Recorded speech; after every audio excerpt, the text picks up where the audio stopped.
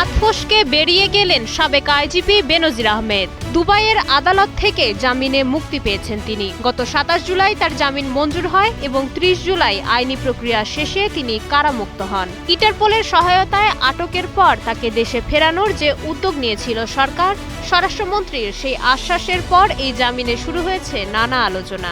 বেনজির আহমেদকে গ্রেফতারের জন্য ইন্টারপোলের সাথে নিবিড়ভাবে কাজ করার জন্য নিয়োজিত পুলিশ হেডকোয়ার্টার্সের national central bureau NCB Dhaka কর্তৃক ইন্টারপোলে আবেদন করা হয়। কারামুক্তির পর বেনজির জানান, আইনি প্রক্রিয়াতেই তিনি জামিন পেয়েছেন এবং শারীরিকভাবে সুস্থ আছেন। তবে পরবর্তী আইনি লড়াই নিয়ে তিনি বিস্তারিত কিছুই বলেননি। এমনকি দুবাই কর্তৃপক্ষ কিংবা বাংলাদেশ পুলিশ সদর দপ্তর কোনো পক্ষই এই বিষয়ে আনুষ্ঠানিক বক্তব্য দিতে রাজি হয়নি।